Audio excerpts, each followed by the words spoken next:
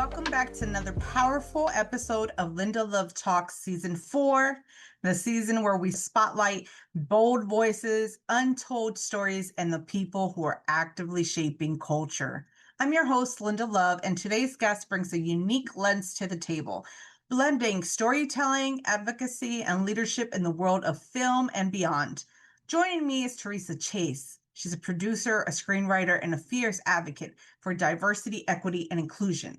With a career rooted in Hollywood and off Hollywood, and a voice committed to justice, Theresa is using her platform in the entertainment industry to challenge stereotypes, elevate marginalized voices, and create meaningful change, both on screen and behind the scenes.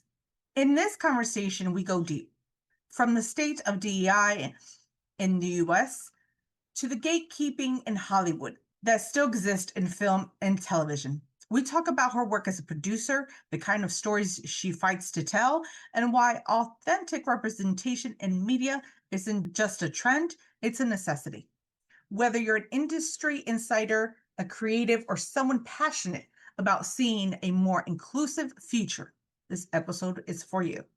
Get ready to explore Hollywood through a new lens and meet the new powerhouse that is Theresa Chaze. So, ladies and gentlemen, I have Miss Theresa Chaze, correct? I'm pronouncing your names Perfect. correctly. Perfect. Perfect. Wonderful.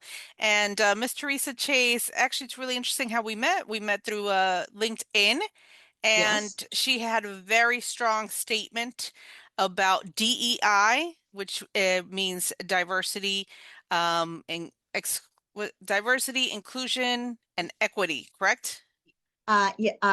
Equality, Okay. Thank you. diversity, equality, and inclusion. And inclusion. All right. Thank you. Wonderful. And she was like, Linda, don't send me any questions. We'll just wing it. And I was like, okay, I'm gonna try. Uh, I prefer, conversation. I had Mhm. a show many years back, and I asked for a bio and what they wanted to talk about, and we let the conversation go where it went.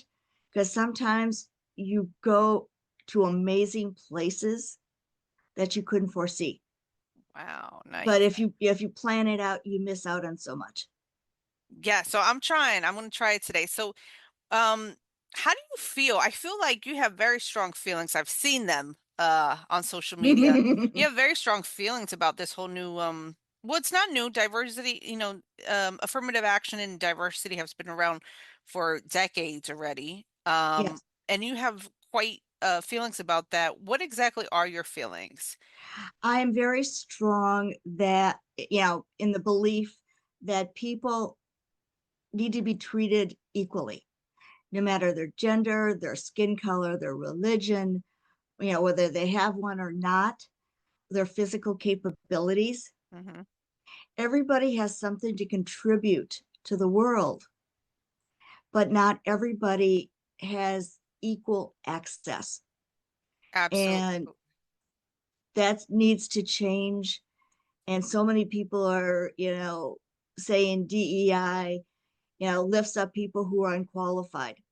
No, it evens a playing field so that a qualified person is hired no matter what their skin color is or their gender. It is about hiring the best person for the job, Hmm. not just, focusing on, who knows who. It's Yeah. what you know, not who you know. Yeah, I totally agree.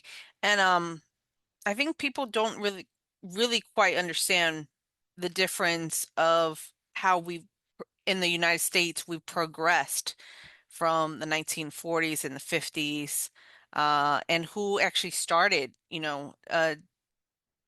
the what's it called? Diversity. There's actually a commission in the government, or there used to be. I'm not sure if it's still around now. I Yeah. think as of today, they might no longer be around anymore.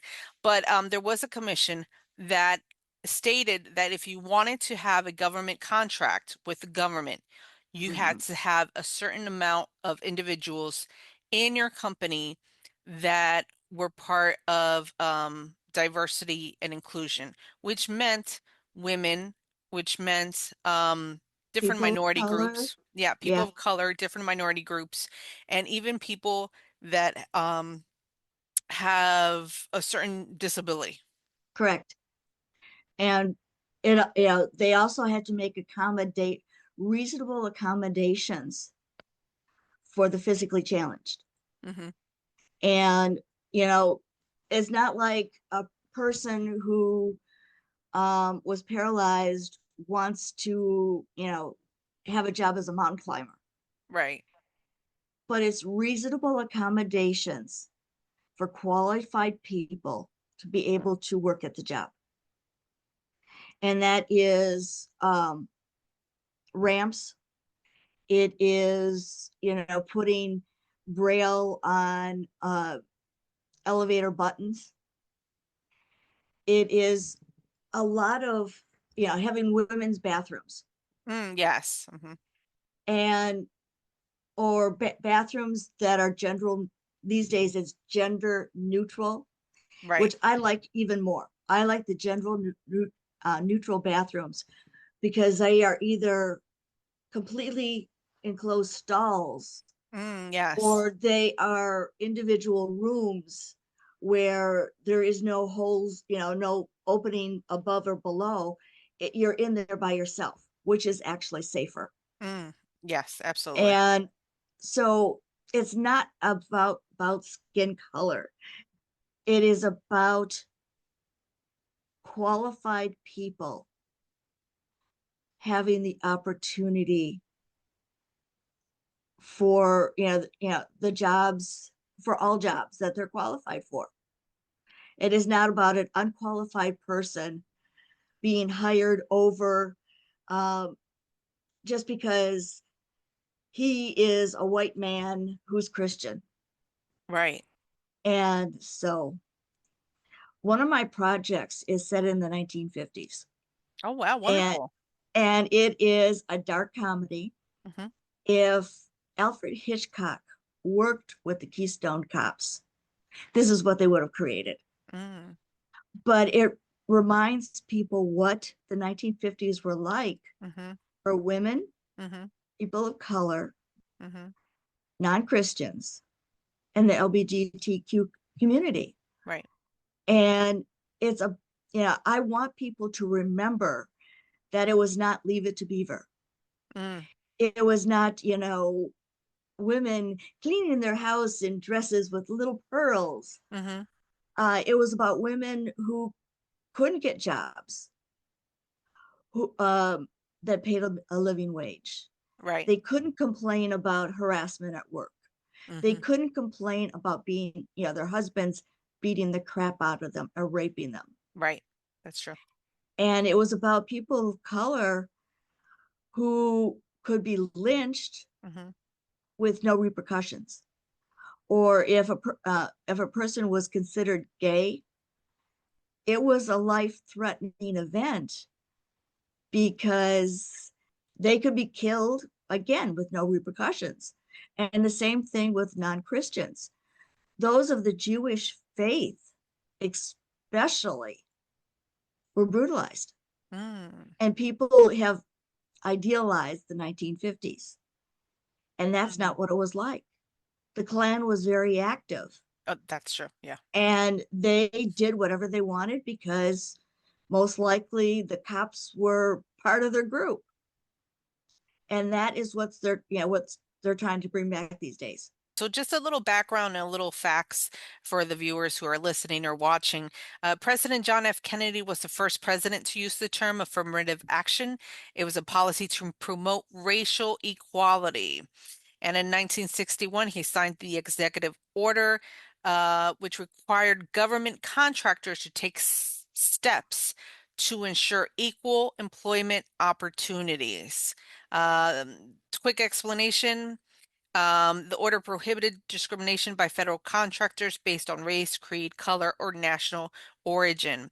It was established, and uh, what I was saying earlier, that the President's Committee, he established a President's Committee on Equal Employment Opportunity, which could sanction violations of the order, which means companies that did not comply up to recently, up to last year, would be sanctioned for not uh, providing equal opportunity for employment.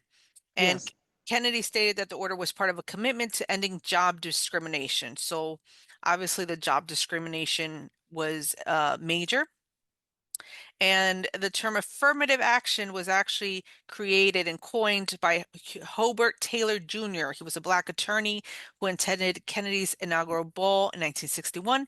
And Taylor used the term for its alliteration and malleable meaning. So that's the background of that. Because of what Kennedy and Johnson did, Hmm. the Dixiecrats left the Democratic Party because they were all about supporting the Klan and discrimination, and they moved over to the Republican Party where they've been taking over, and Hmm. that's how we got to where we're at now. And I find it interesting and sad and amusing that the people who are claiming to be the master race Hmm. are always whining about being discriminated against and bullied. We're not going back. Hmm. Uh, I was watching Rachel Maddow last night, Hmm. and evidently Louisiana courts and the governor sent an extradition order to New York for a doctor who was doing abortions. Hmm. And the New York governor basically gave them the middle finger and said it's not going to happen. And they passed legislation to prevent the extradition orders being carried out by anyone in law enforcement. I wrote a short story after George W. Bush Hmm. was reelected, and I kept telling people they're trying to raise the Confederacy, and they laughed at me. Hmm. And pretty much everything in and Freedom for All, the first shot at Fort Sumter, Hmm. is happening. Hmm. And the whole idea of women not having rights to their own bodies, Hmm. and it's free on our website. So if What's your website? anybody, What's your website? kaleidoscopefilmandtelevision.com. Nice. And if you go to the drop menu, you'll see Theresa Chase's novels. There's and Freedom for All, Fort Sumter, and a few other short pieces that you can read for free. But you can also read about the projects on our slate. As someone where I've worked in corporations for the past 20 years, I've had to work with assisting the legal department with diversity and inclusion. And I just remember having these horrible conversations with some of the upper management and they got in trouble, and I can talk about it because it was in the newspaper. And they Okay. got in trouble because they did not want to hire minorities, but they wanted the government contract. So their way around it was that they lied and hired a company that was like a third party that would fill in the number of minorities on the contract on the job. And this was a Mm-hmm. site job and it was construction. So instead of just hiring people, they went for a third party that would just fill out numbers, but that was fake information. And then they never thought that maybe they'd get caught and um what would be the repercussions of that? What would happen to the company Mm-hmm. and their namesake and so forth.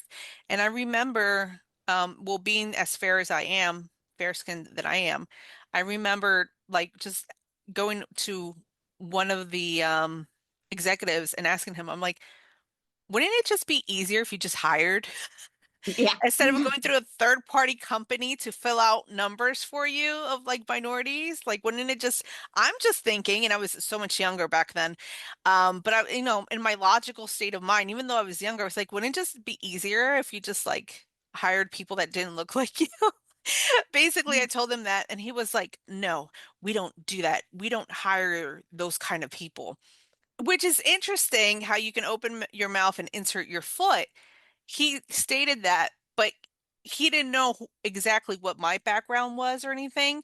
And I was like, Hmm. okay, great. I feel like I'm included in this company. And I've always been a DEI hire my whole life because my parents are South American. I'm first generation American here. So I do speak Spanish. Very proud of my roots. I think everyone should be proud of their roots, Of regardless of where course. they're from, whether they're Indian or Irish or Greek or whatever they are. I don't think anyone should be shameful of their ancestors or where they come from. So yeah, that like I was like, okay, wow. Well, technically, I am 3/4 European Hmm. and a quarter handsome passing stranger. Okay. Um, my paternal grandmother wasn't wed, and there's some question to what, you know, my father's father was. So, I consider myself a citizen of the world, but I have aged into a demographic Mm. because it's not just gender and ethnic background, it's also age. Age, Age yes. discrimination in this country is horrible, Hmm. and it's extremely bad in the entertainment industry, Hmm. especially for actresses. Some of the most talented, wonderful, actresses are tossed away because they don't fit into the formula. There's this mathematical formula that the established studios use to predict the profitability of a project. Hmm. Well, they're more wrong than right. Even a broken clock is right twice a day, but they're throwing these amazing women away Hmm. with, their talent. They've got established fan bases, and they can't get, there aren't good roles for them because they aged out of it. For women, you're either a child, you're a tween, you are a teen, which means you're the girlfriend, then you're the wife and the mother, and then the grandmother. And at that grandmother stage, you either turn into this, um, wicked witch, evil woman, or this saintly, grandmother type. Hmm. And women are not the two extremes. We're somewhere in the middle. And Jane Fonda and Lily Tomlin and several others have been proving there has been a market for films about older women. But the thing of it is, them being friends has been the focus of the plot. And they've also had this subtext of a romance that's secondary. And believe you me, women above 40 and 50 and 60 are still very sexually active, Hmm. and they are very beautiful. And that's my story, and I'm sticking to it because I'm 66. Oh, good for you. You don't look it, but good for you. Question, Good makeup. yeah. Question, do you think this whole DEI thing was do you feel like it was a pushback? Like we had one president of color, which was African American, which was Barack Obama, and then Mhm. we had the most recent contender, Kamala Harris. Yes. Do you think that this whole pushback against DEI, shutting down DEI completely was like, this is not happening again. We want to just see a white man in office and a white man as a Yes. president? Yeah. Yes. It is about the good old boys club Yeah. fighting back, because that's, the people who um, use it are usually the ones who are the least qualified. Hmm.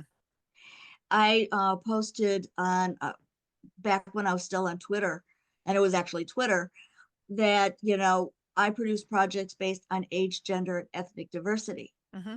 And this one woman, she got really nasty. Hmm. What about the white men? They need jobs too. And it's like, I did not respond to her because there was nothing that I could have said. Right. Yeah. You're absolutely right. because, when she was just so vile, Mm. there is literally nothing I could have said that would have changed her mind. And I believe you hire the most qualified person. Mm-hmm. It doesn't matter, you know, the little stuff. Yeah. And that, is all little stuff.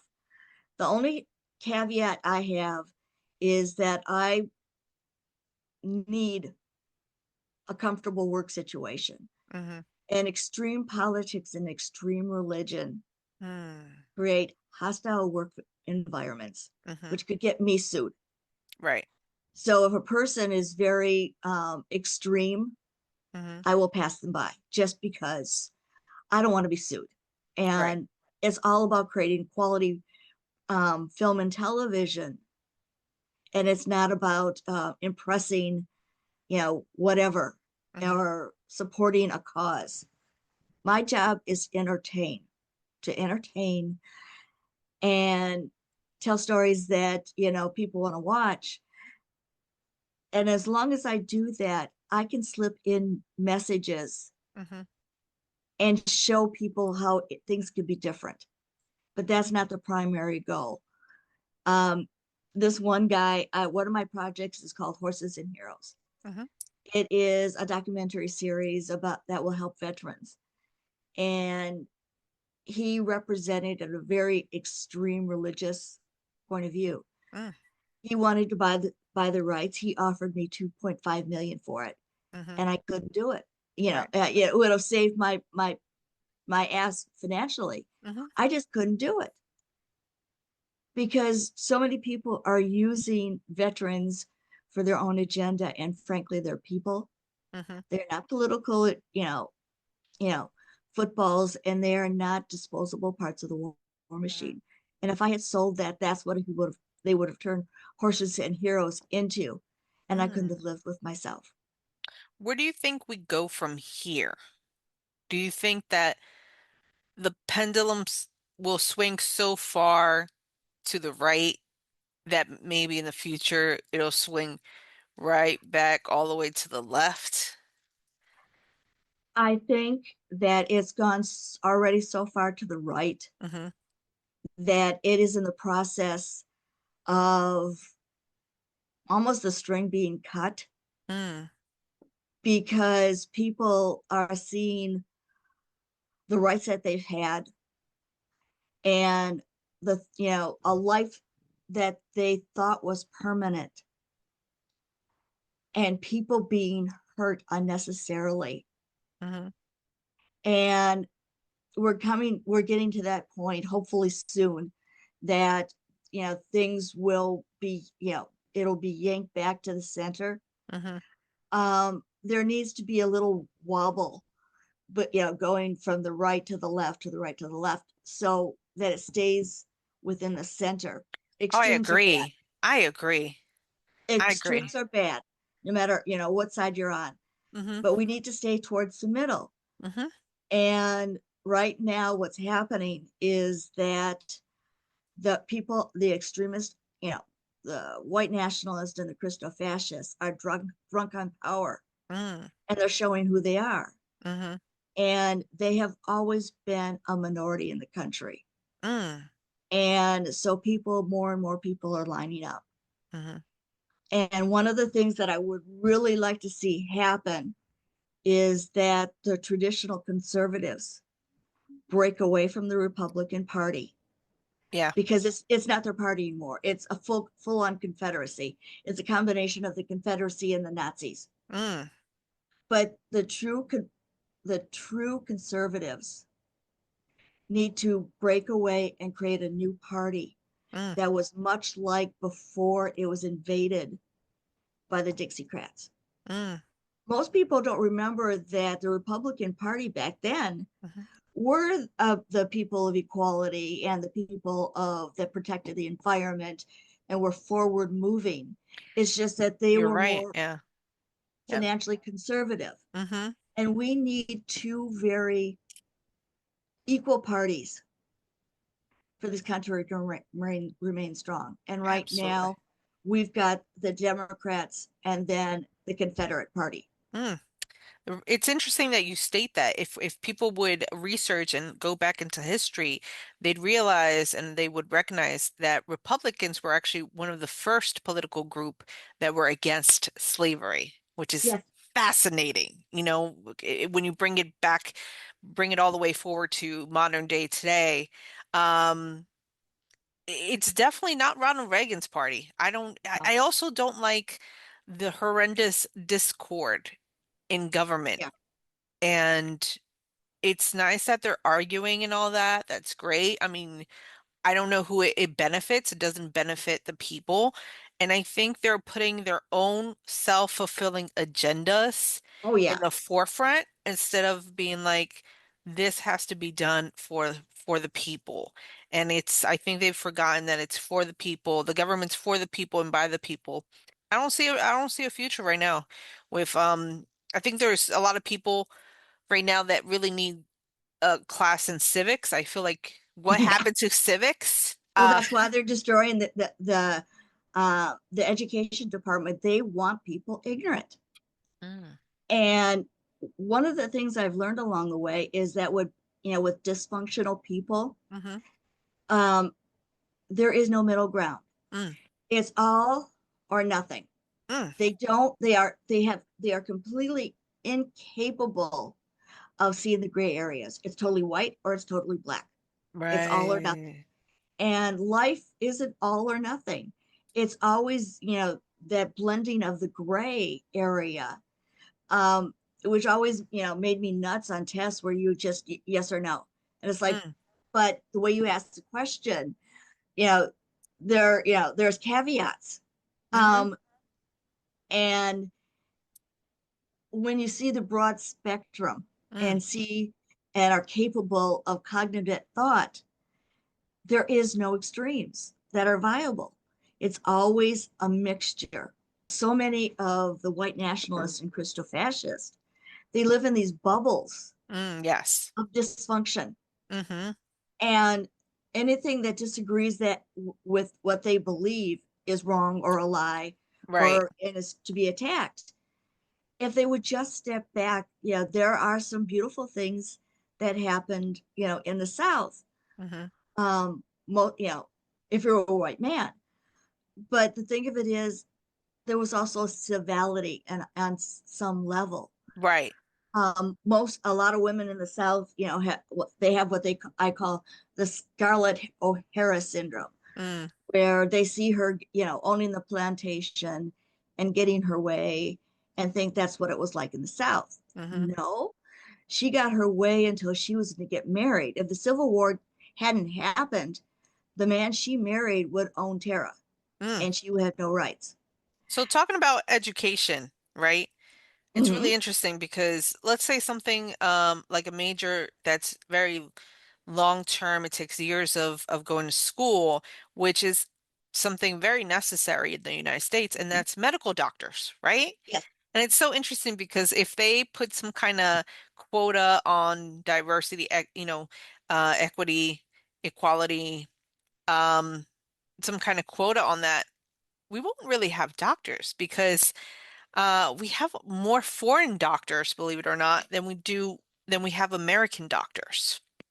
Well, it costs so much to get an education, hmm and the funding has been radically decreasing, hmm both going to the schools and for like grants and the predatory loans, that it costs so much that many people aren't going, even though they've got the talent and the desire, aren't going into medicine because they'll be paying off student debts, in their their wills. hmm And when I went to school, I went to Michigan State. The credits were right around $35 a credit. So Okay. I could work a part-time, um, minimum wage jobs, get a loan and a grant and go to Michigan State. The credit hours, from what I understand, that are now are $500. Yes. the amount of money for students has been cut. Mm-hmm. And in order for the doors to stay open, the colleges have to charge that much. If Right. not, yeah, if they could lower it, they would, but they need to keep the lights on and the doors open. And Yeah, so, it's so scary, and I have to just add, it's very contemplating because and very discerning.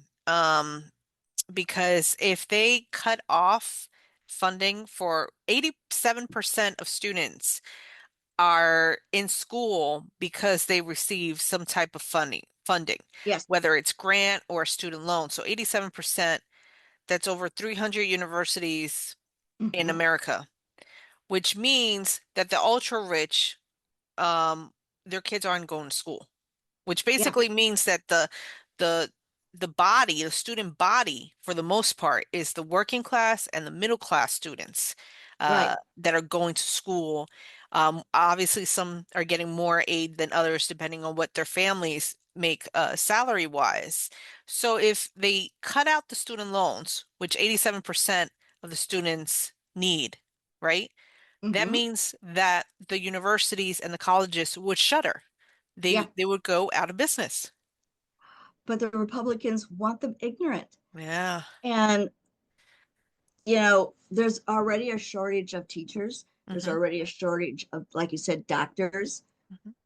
and so many other, they're begging for people, to hire, Hmm. but there aren't the qualified people. What Biden's administration did with the CHIPS Act is they created all these really good paying jobs that you didn't need degrees, Hmm.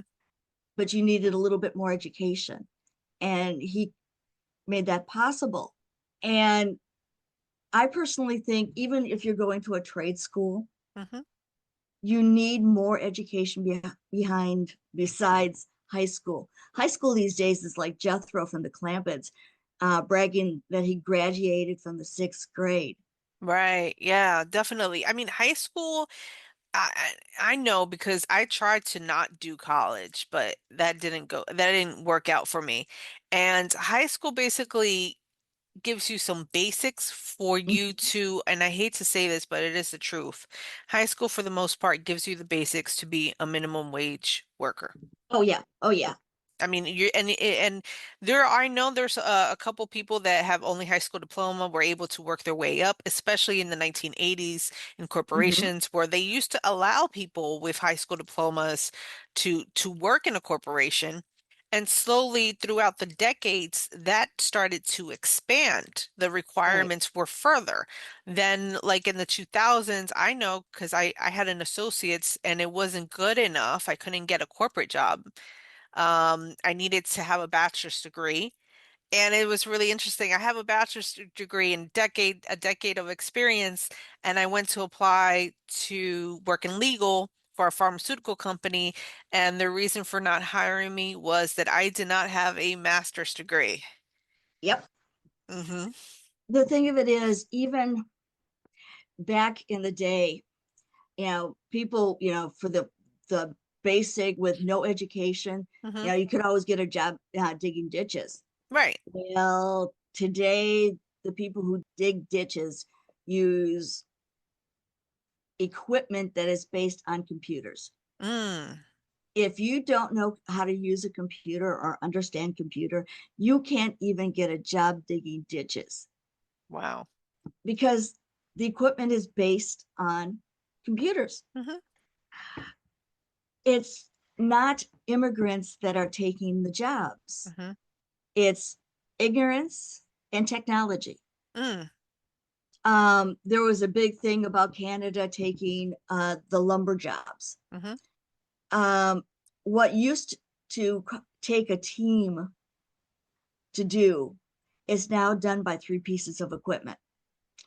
One piece cuts it down, strips it, and cuts it into equal pieces. Hmm. Another piece of equipment comes, picks it up, puts it on the truck, and then the truck is driven away.